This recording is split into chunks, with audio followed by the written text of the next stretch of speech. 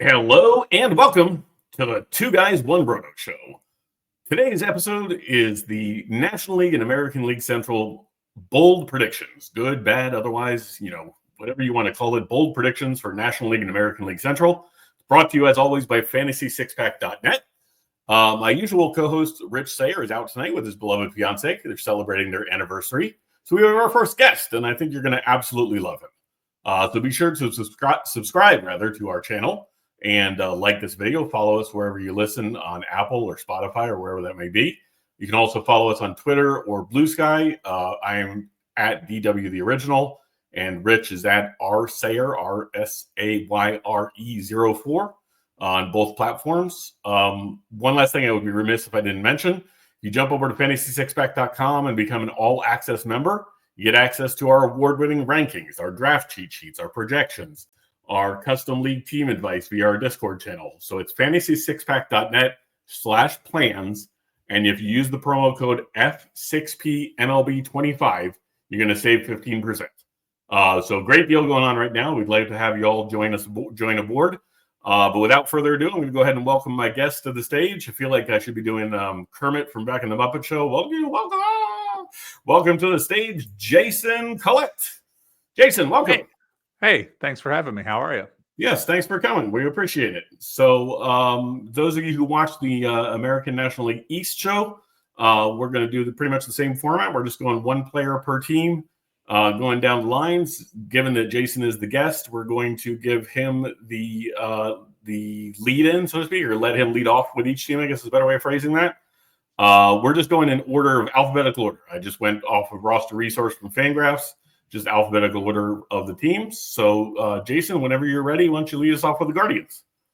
Yeah, so Guardians-wise, Emmanuel Clase is a concern for me this year. And it's probably strange to hear, like, what the hell? I mean, this guy's really good.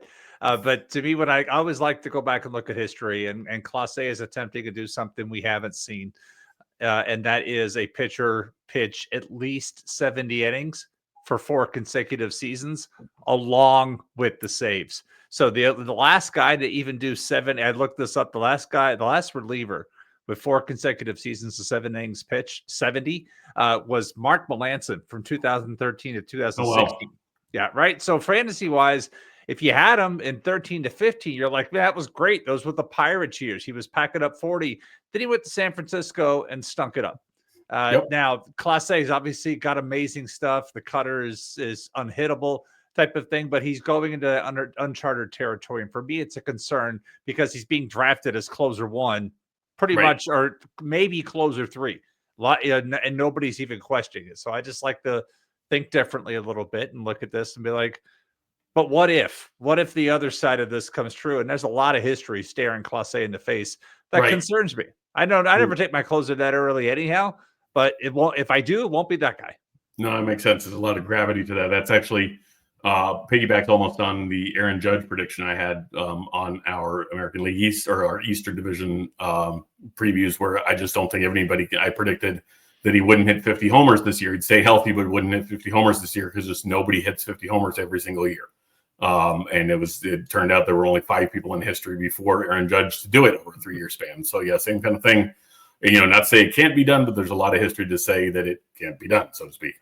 All right, so my prediction for the Guardians is a little off the wall, but is that Luis Ortiz, recently acquired Luis Ortiz in the blockbuster trade that sent Spencer Horwitz to the Pirates. Luis Ortiz wins 12 games for the Guardians and strikes out over 150 batters. I'm calling it the Ben Lively corollary. He won 13 games last year for Cleveland. The Guardians have certainly done more with less. His fastball, his cutter, and his sinker, they all rate as positive pitch values on Fangraphs. I'm going to call him the Tristan McKenzie we were promised. So that's my prediction for the Guardians. Any thoughts, Jason? That'd be fun if it works out. I mean, I always love a good Ben Lively plug since he went to my college here, UCF. Oh, is that right? You could be pointing. Yeah, he is one of the 2 guys that we have to hang our hat. That and Dylan Moore.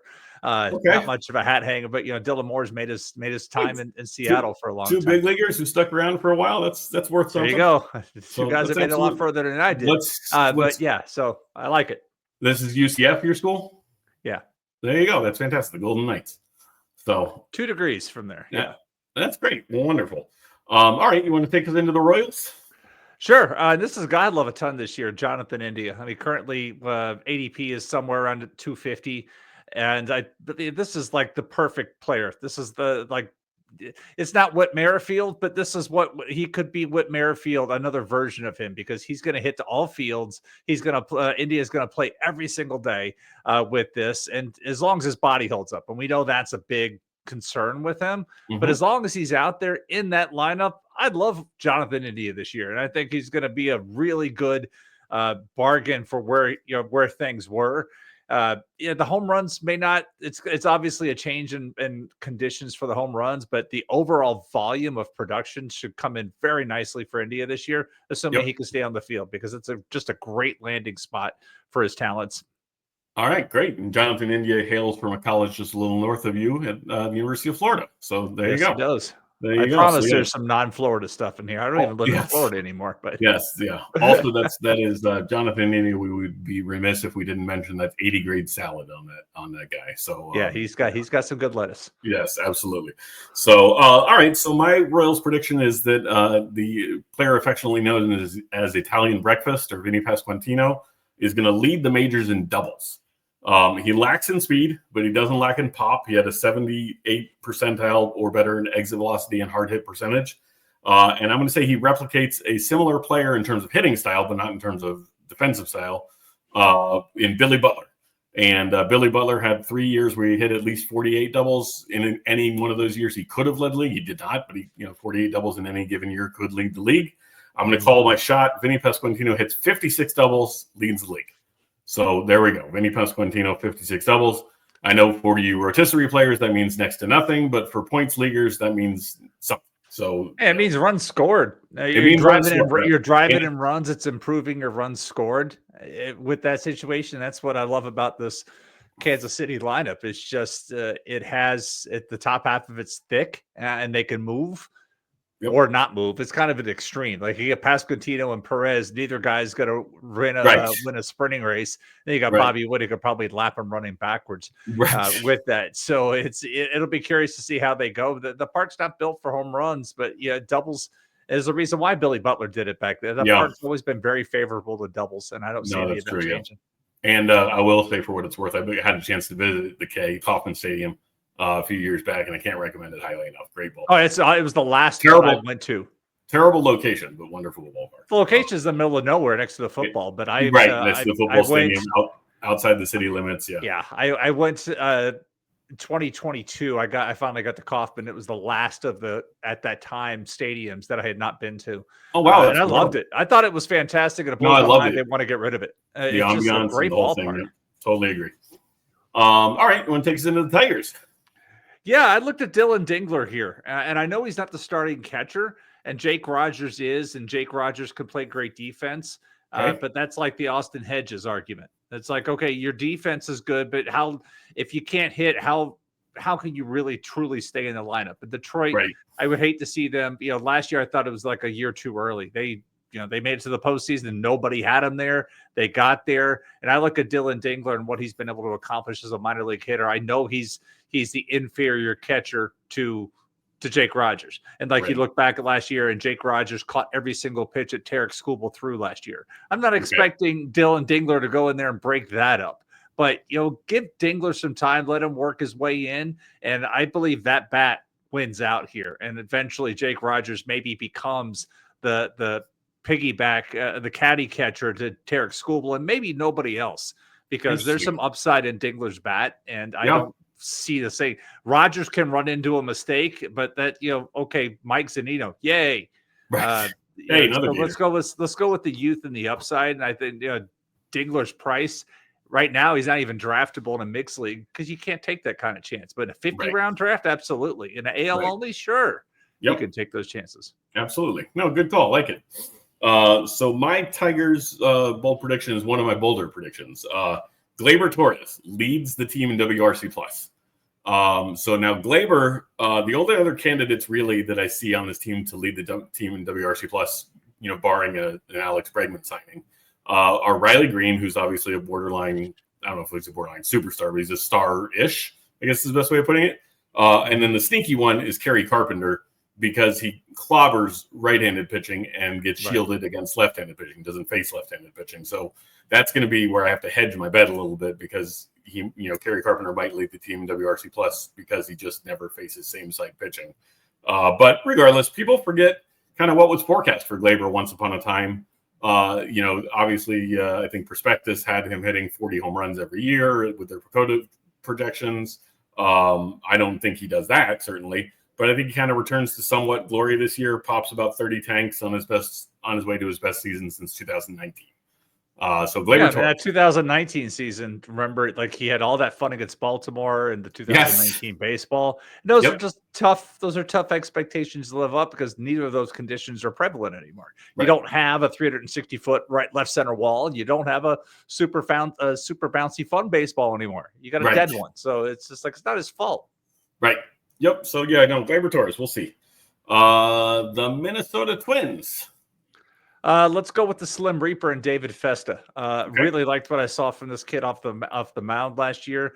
The conditions are really nice for Festa to have a breakout season. He can get the swing and miss. I really loved what I saw of his secondary pitches, and the changeup was very strong for that.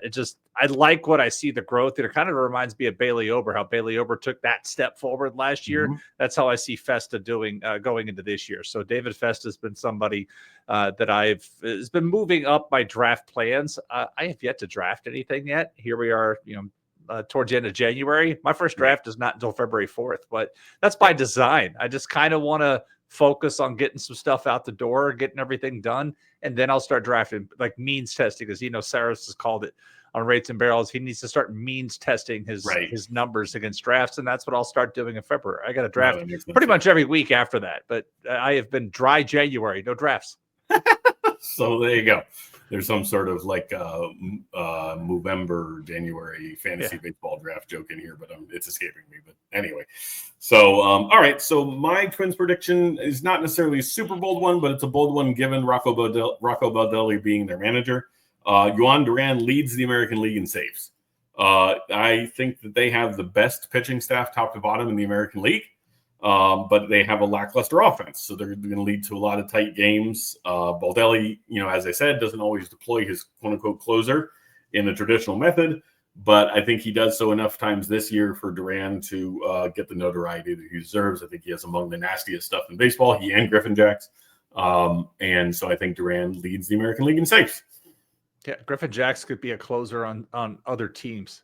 It's kind of funny to look at the numbers because he's just nasty, downright unhittable at times, and he just backs up, and that's why they use him the way they do. But they need to get more of a bridge solution and try not to burn through everybody. I mean, I would make the same argument to your point, like with Seattle, the same thing. I love Andres Munoz this year for those same reasons.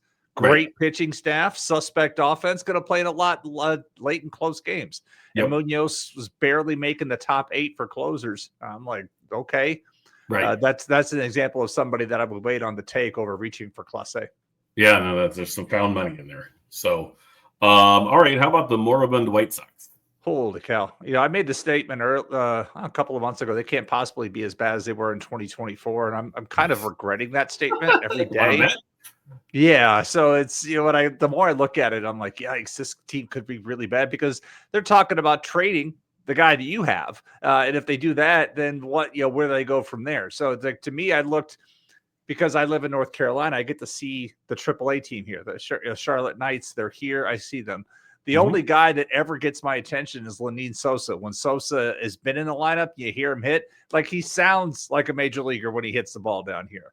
And I look at everything else, and I'm like, who could break out? It's like, to me, Sosa, because he's got the playing time. They had news today. Chris Getz said that they expect the shortstop role to come out of Colson Montgomery, Josh Rojas, the kid they got from Chase Mydroth. Like, those are the names that are floating out there at shortstop. But you go look at second base, and there's nobody on the depth chart. To me, that job is Sosa's, unless they decide to move Mydroth over, or they say, Josh Rojas go over, but there's nobody coming up from the minors, and Sosa's out of options. It's just like, let him eat. and let him hit and see what happens. So for me, that's the guy that I'm looking at. Yep. This is his last chance. He doesn't get to go to Charlotte anymore for free. And so let's see what he can do at the big league level. I know the results haven't been great, but up, down, just let him go play and see what happens. And maybe that works out as well as it did for JJ Bleday last year with Oakland. Finally, when he was off that shuttle, just let him go play every day. And Bleday had a good season. He did. So he did. Yeah, that's where I'm going with Sosa. Sosa, you said something about that no more free trips to Charlotte, and who would ever turn one of those down? So, yes, I love living here. So no, I'm just joking. I'm sure Charlotte's a wonderful city. No, anyway, my prediction is Luis Robert Jr., the quote unquote once upon a time on Effectively Wild, which is a wonderful real baseball podcast for those of you who are not aware. Jeff Sullivan was quoted a scout as saying, quote, the greatest player on the planet, and that's no exaggeration. This was before he debuted in the major leagues. I think he possibly has not lived up to that billing, but he has had a good career so far. But except for last year, he was fairly atrocious in the second half of the year. I'm not a big White Sox fan. I wouldn't subject my worst enemy to watching White Sox baseball. But his OPS was below 600 in the second half last year. And I think speaking to a friend of mine who is a big White Sox fan, said he is just kind of looked disinterested. So my prediction rather is that he posts an OPS south of 650 until he gets traded to Philadelphia. And then he returns to superstardom and gets a huge extension from Dave Dombrowski, because that's how Dave Dombrowski does. So that's my White Sox bold prediction. Take it or leave it. That's where we're rolling. We have already reached the midway point of the show. Jason, why don't you tell us where you're coming from and what you've got to plug? Sure. So you can find me social media wise at Blue Sky at Jason Collette. And then the weekly Collette Calls column at Rotowire is going through these bold predictions. With Dave, when you reached out, you're like, hey, we want to talk about Central. I'm like, perfect. Those are like two of the last pieces I've published. And so just this week, the AL West went up, and then I will wrap up this weekend with the NL West. And so if you go back, you can always go to rotowire.com/free, 10-day free trial to go read all of the stuff. Then if you like what you see, then you can do a season long subscription. But I have done a hitter and a pitcher for every team. Tonight, we're only talking about one player per team, but I've done a hitter and pitcher for all 30. So at the end, there'll be 60 of those. And then I was also very much a part of all the player write-ups for the Rotowire site. So if you're reading through a column, you're like, hey, this sounds like something Jason would have said. It probably was, because I did about 250 of the outlooks. Okay. And so I did a lot of those. So that's how I've spent my off. Like I said, I haven't drafted. So it's been a lot of production and doing the Sunday podcast with Justin Mason, Sleeper in the Bust over at Fangraphs. So that's kind of how I've spent my off season, although I am kind of ready to draft. But I'm really trying to hold out the dry January, but like, no, wait until February. Right. No, that's fantastic. This is Justin Mason of Friends with Fantasy Benefits. Once upon a time. Yes. There we go. Okay. There we go. Justin Mason, oldie but a goodie. All right. So we're going to go ahead and just remind everybody, if you're watching, this is our Central Divisions, American League and National League bold predictions. We just concluded the American League, so we're going to move right along into the National League. Once again, Jason, you've got the lead. Milwaukee Brewers, go ahead. Because I'm a glutton for punishment, I'm going back to DL Hall. And I'm saying going back because I like DL Hall quite a bit coming into last season. This was before Baltimore traded him to Milwaukee.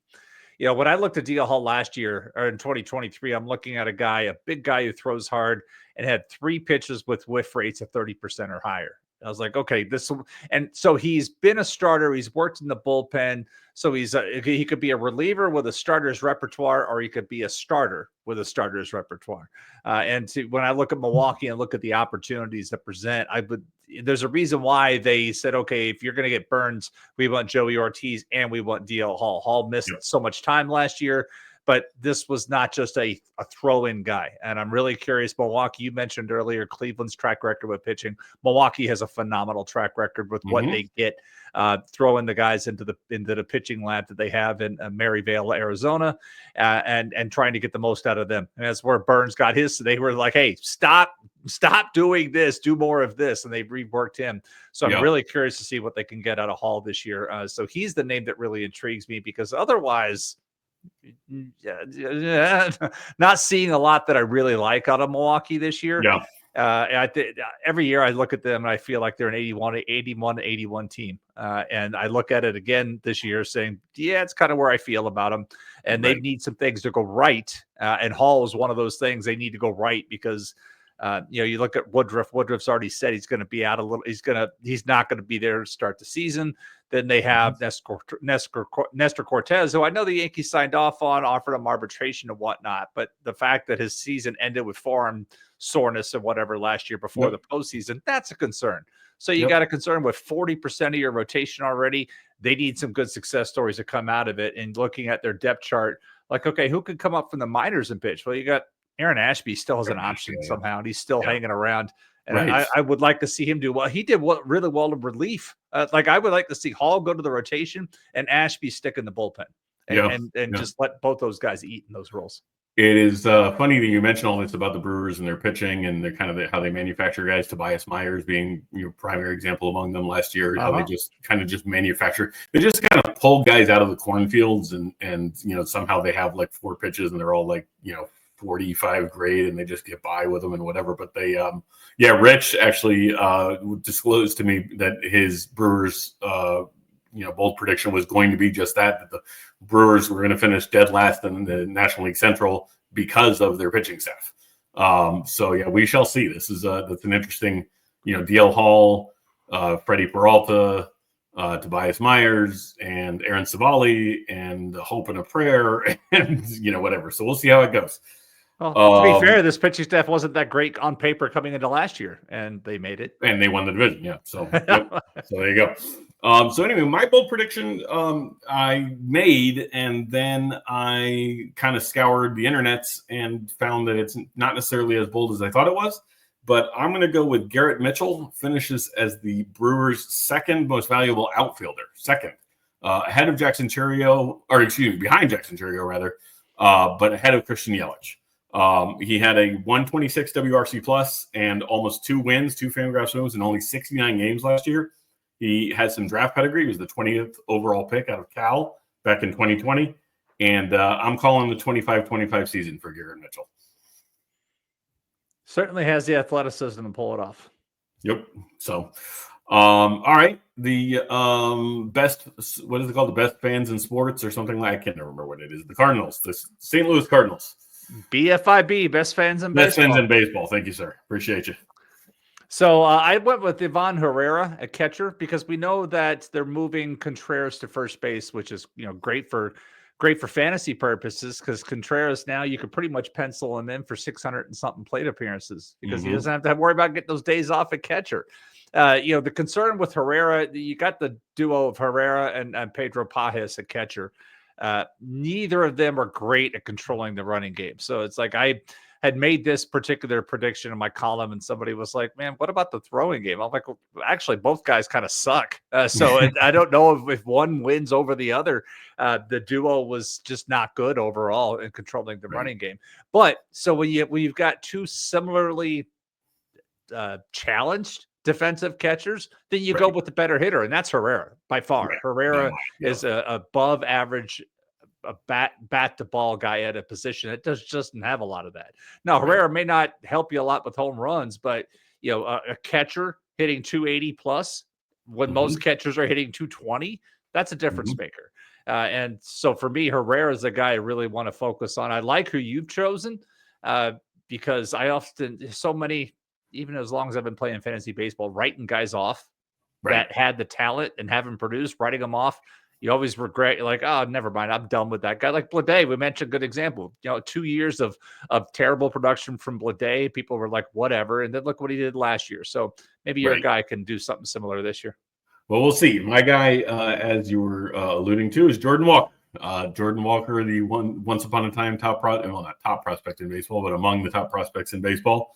I'm going with a tepid, finishes with an OPS north of 825. His career OPS is 740 and is coming off a 619 OPS. Where I'm calling my shot here with Jordan Walker is strictly based on gut feel. I'm a huge believer in the idea that two things. One, always bet on pedigree. Again, I don't believe all those talent evaluators got it wrong for all those years, all those different sources, whatever. And another one is Keith Law, my personal favorite prospect evaluator, always talks about how development is not always linear. And so Jordan Walker maybe is just taking a little bit longer to get there. So Jordan Walker, I'm going to say he basically rocks Jason Hayward's rookie season minus all that fussy defensive value. He's not even 23 years old yet. That's what people forget about. I mean, he's been struggling at ages 21 and 22 when his age peers are playing A ball and double A ball, and he's been failing at the major league level. And so he's been not failing, learning at the major league level. Like I said, I haven't looked at the ADP recently to see where the market is back on Walker, but the hype when he first came up was out of control. I mean, he was going 20. I remember specifically sitting in the Tout Wars NL auction and watching him go over $20. And I was just like, wow. And I remember the spring training hype. I was there when he hit 2 home runs in a game against the Astros or Nationals in spring training. I was actually at that game watching it, and just like, and I've seen him in AFL. But to your point about talent evaluators, I also was standing next to a talent evaluator in the concourse, and we were talking about Walker, and he mentioned, it's like, everybody's got a flaw, and this is what this kid's flaw. And as he pointed, and he's like, watch this. And I watched, I'm like, well, you're not kidding. And it was more about like how when he would swing, the old foot in the bucket type of thing, but he was opening up too early and leaving himself prone to out. So when he went through his struggles, that's when I started watching. I'm like, okay, is he still? Yep, there it is. You can see him opening up his swing, looking for something on the inner half, and there goes that cutter just off his bat, or that slider just out of his swing plane. It was so Italian evaluator. I mean, I love looking at numbers, but I also I want to go see with my own eyes or hear with my ears from somebody who has seen with their eyes. Yeah. Is are the numbers telling us a story, or are they hiding a story? Yeah, no, it's great. As somebody who coached 8U baseball for a number of years, I can certainly appreciate the stepping the bucket reference. So, all right. So speaking of, I was going out of order. Oh, I thought I had a clever pun. Never mind. Chicago Cubs. Now batting for the Chicago Cubs is. I have Pete Crow Armstrong, and not in a good way. And maybe it's, I've mentioned this when I've talked about this. Maybe it's my whole, as a Rays fan, my post-traumatic Kevin Kiermaier syndrome. Like watching a guy that's so fast and so good defensively stink as a hitter. And that's what I see with Pete Crow Armstrong. He can fly. He can cover ground in the outfield. But he struggles to get on base, and because he swings and misses at a lot of pitches. And when you play that level of defense, they want to keep you out there, and that puts you in a disadvantage, especially left on left. And that's what I saw with Kiermaier. So every time I look at Pete Armstrong, I can't help but think Kevin Kiermaier. And as fast as he was, and for all his talents, like he had one good fantasy season, and he never could use his best skill speed because he couldn't get on base enough. And that's my fear with Pete Crow Armstrong, especially where he's being drafted. He's being drafted somewhere around 110 to 120. And for a guy, we saw it last year. I think he had 286 on base percentage, and he stole his bases. But if you're trying to project more steals, then you have to have him on base more often. And if he's going to continue with the same approach, I don't see how that happens. And then if you can't get on base and use your one skill, then what happens to everything else? So to me, that's and maybe if he was being drafted in the 200s, I wouldn't be as concerned, but he is being taken in the 7th round. Right. And you are absolutely banking on like the 98th percentile outcome. Like you're hoping for the best and not paying attention to what could be the worst. So that's interesting take, because I hadn't considered that. So I just wrapped up my Hometown 9 series for Dynasty 6-pack. Or for Fantasy 6-pack, rather, the Dynasty rankings for Fantasy 6-pack. And I talked constantly in it about how deep I will take this to my grave. Defense does matter in fantasy because it keeps you on the field. 100%. Right. And so, but in the case of somebody like Pete Armstrong, maybe that works to his disadvantage. He doesn't get an opportunity to develop as a hitter at AAA because the Cubs just want him in center field catching everything in sight in the big leagues.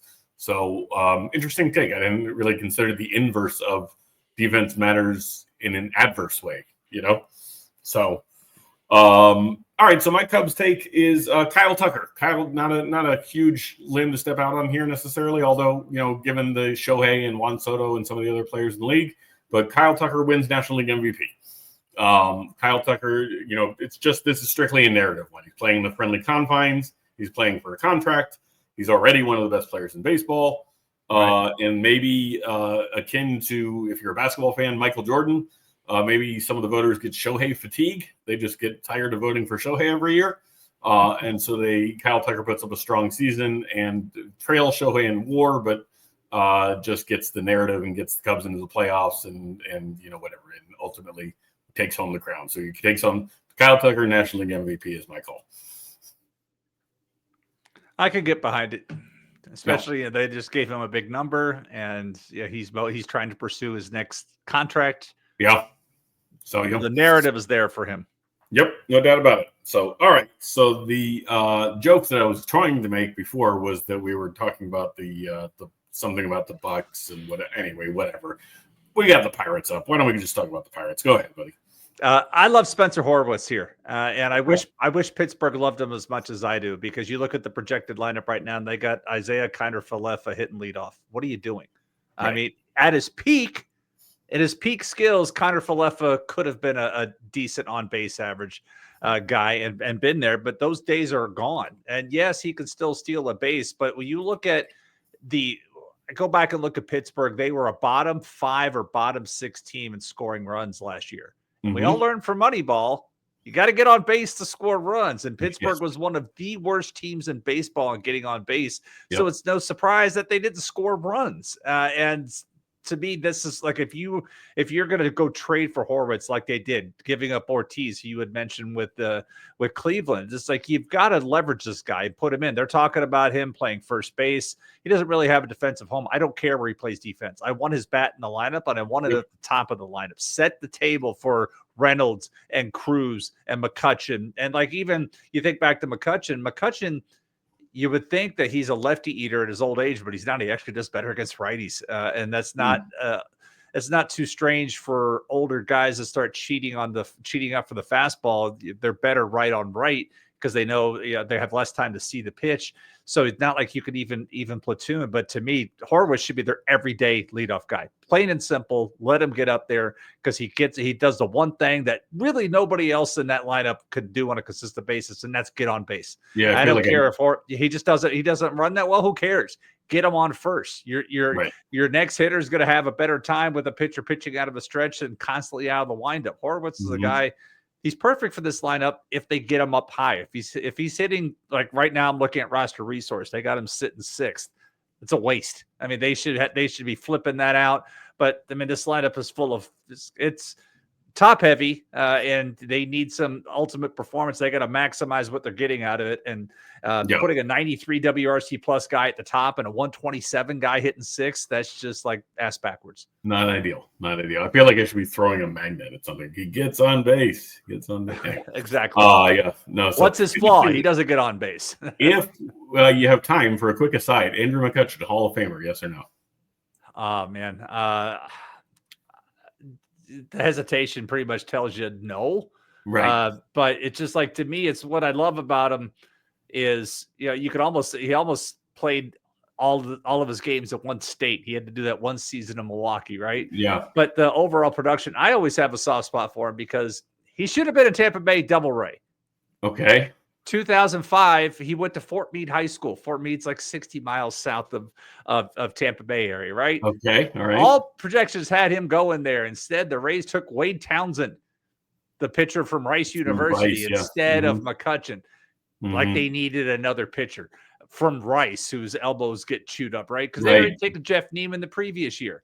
And they went back to that. And so McCutchen ended up going to Pittsburgh, and the rest, as they say, is history. And I would have, I mean, he came up in 2009. Could you imagine that outfield of Upton and Crawford and Andrew McCutchen? Andrew McCutchen, yeah. Most athletic outfield probably in the history of baseball, McCutchen's got 319 career home runs. Has hit 273. He's driven in over 1,000, 219. No, I don't see him as a Hall. I wouldn't have a problem. I'm normally a huge Hall guy, but I've never looked at him and thought, man, he's like one of the best guys I've ever seen. Right. No, I had this talk with Sam Miller not too long ago, and Sam Sam said absolutely yes, just because of his peak. But his peak is just short. It's not a 7-year peak like a lot of guys. It's like a 3 or 4 year peak. Correct. But just kind of what he meant for the game and advancing the game for African Americans and all that kind of stuff, whatever. But yeah, Kutch is going to be an interesting case when all said and done. But anyway, we stray from the topic. So the Pirates, my Pirates bold prediction. Is that let's start with the really bad news. I'm going to go with the Pirates finish with the worst record in the National League in spite of their pitching staff, because as you just mentioned, Jason, I'm not sure they're going to score a single run this whole year.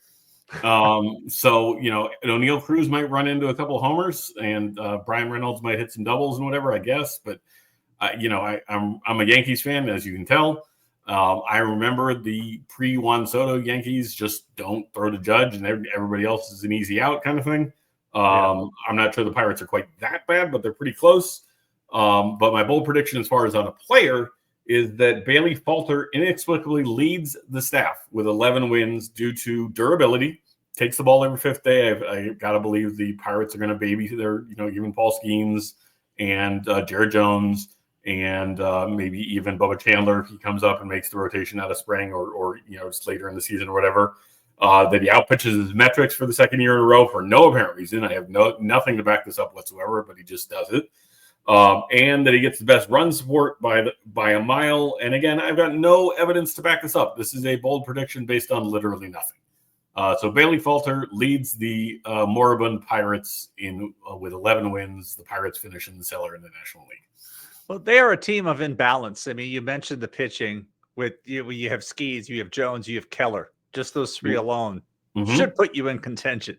But then you've got Oviedo and you've got Falter rounding out that. You're like, eh. And right. Then you mentioned Bubba Chandler. They also have Braxton Ashcraft and they have Mike Burrows. They've got pitching talent. Yes. And nobody ever trades pitching talent to get hitting. But I would have loved to have seen Pittsburgh try to do something on this open market, like we saw today, that the Braves signed Jerks and Profar for 3 years and $42 million. 100%. And I know the player also, player will say where they want to go, but if I'm part, 342 should not have kicked me out of the discussion. I should have been able to offer that. Yes. And we know what Pirates, ownership and all, but that they could have put that in there instead of using Josh Palacios in right field. So it's they could have gone off and signed for that. I'm not saying that they could have dropped the Santander cash, but there's options. But this is the team that they're going to roll out with, and there's there's nothing scanning through the depth charts who's going to be on the cusp of being called up. I just don't see it. Lots of pitching, no hitting, and a disinterested owner equals trouble. So sorry, Pirates fans. That's my prediction. I've been wrong lots of times. I'll probably be wrong this time again. But anyway. All right, we will conclude with the Cincinnati Reds, the oldest professional franchise in baseball, right? Cincinnati Reds, what do you got, bud? Gavin Lux, the guy that's replacing Jonathan India. I love this for Gavin Lux because he's going to have the chance to do as much as he wants. That was never going to be on the table with the Dodgers. The Dodgers obviously would have stuck him in a strict platoon, not given him the chance to go out and do that. With Cincinnati. Why can't they? Why can't they just say, Lux, we know you kind of didn't hit lefties last year, but you never really had a chance. Go back and look at the season before. He kind of hit lefties. So go out there every day. I know he's being projected to platoon and hit ninth. I don't believe either of those stick by the time this season is said and done. So I am all in on the Gavin Lux train this season, with him being in Cincinnati, with him being getting the shackles of platoon hell taken off him. I like this. I like he's got a great opportunity to go there and do a bunch. Now, that said, Heimer Candelario had a similar chance to go do a bunch and didn't use it very well. So we'll see how this all plays out. But I am very intrigued to see Gavin Lux get away from the pressures of expectations in LA and just go to Cincinnati and do his thing. Yeah, no, I like that one a lot. Actually, people kind of forget this is just an remembering from my home fantasy league or whatever. Once upon a time, Gavin Lux and Jazz Chisholm were pretty much neck and neck in second base prospects. And obviously Jazz has worked out not perfectly, but pretty darn well. and Gavin Lux less so, but they were once upon a time similarly regarded prospects. So, would not be surprising to see Lux come into his own in Cincinnati. So, all right. Unfortunately, we're going to end on a down note. The Cincinnati Reds, Brady Singer loses 15 games, has an ERA over 5, and is basically unrosterable in any fantasy format by the end of the year. He had a career low in average fastball velocity and ground ball rate last year. Now you have a fly ball pitcher in Great American Ballpark, which is the most homer-friendly ballpark in baseball over the last 3 years, equals terrible outcome. So I'm going to go with Brady Singer. Unfortunately, it's a Gator. I love Gators are near and dear to my heart, but run and hide from Brady Singer this year is my bold prediction. And I was only chuckling because this time last year I was picking up my shares of Brady Singer because I've watched the guy pitch, and it's like you said, saw him at University of Florida. I've seen the guy pitch a bunch, and I was like, he's better than this. He's better. And he was last year, he was going so cheaply. I'm like, you know what? This is I got to take this. And so I remember getting him for $4 in 2 different AL only drafts. And I was like, this works out great. And it was playing out well. And then it kind of didn't, but for a while, it was looking great. And it really wasn't much of like, hey, he had a new pitch. No, it's always sinkers and sliders with him, but he was locating it all very, very well. And then it just kind of worn down, but it was fun while it lasted. But I agree with you. It's like now he's moving to like the worst possible part for him. Yep. So like he needs defense, he needs a lot. And the things that really helped him succeed last year aren't there. Right. Singer in India, incidentally, a buddy of mine, Josh Traban, they'll shout him out on the podcast, why not, pointed out to me that Singer and India were college teammates at Florida. So that's yes, they were. They were traded for one another. But anyway, yes, they were. Jason, I have nothing further. Do you have anything further? No, I am just ready to get the some. I think I saw earlier today that the Caribbean League World Series is going to be on. They're going to be broadcasting it here very soon, and they're going to have English broadcast. You're going to give you the option of English or Spanish. As somebody who is like, I don't know, 390 days into Duolingo, it's been fun kind of watching some Spanish broadcasts and seeing what I can actually pick up now on that. But I fully understand, like, hey, I've never watched that before because I want to hear it in English. Now you have the option. You can go watch it, but I am like dying to watch some baseball. And that's going to do it for me is that I'm going to watch the Caribbean World Series and get ready for it because I'm just about, I don't know about you, but my off-season watch list is pretty much done. I'm watching Suits right now, and I'm hoping to get through Suits by the time the season starts. Well, because once the season starts, I don't watch that stuff anymore. Yeah. I have the fortune or misfortune, depending on how you look at it, of being a big hockey fan also. I watched the Montreal Canadiens in the baseball offseason, which has been a terrible undertaking the last few years. But they've been pretty fun this year, and they're on kind of a run lately. But no, all that said, first pitch can't get here soon enough. So I watched the Canes. You can't see it on the phone. Oh, the Canes, they're down 2-1 to Columbus right now. Columbus is having a good season. For some reason, they always give the Canes trouble. Yeah, we're a Canes household here. Especially my daughter is the most passionate hockey fan of the household. Well, that's great. So, Jason, I can't tell you how much I appreciate you coming on board, bud. Yeah, thanks for having me. It was fun talking the Central Division because it's such a wide open for the most part. Unless you're the White Sox, truly you can make a case for somebody doing something. Yeah. But the White Sox, man, I don't want to see them. Even if they get 50% better, they're still going to lose 100 games. That's how bad it was. Right. And yep. So just give me Noah Schultz at some point. I want something to watch at the major league level. I've seen him pitch. I've seen him pitch in minor league ball, and it's fun. I just saw a report today. He grew. He's now 6'10" and 240. So he's maturing into what was already an enormous body. So who knows what the ceiling is with that guy? But anyway, I'll save that for the prospect mavens.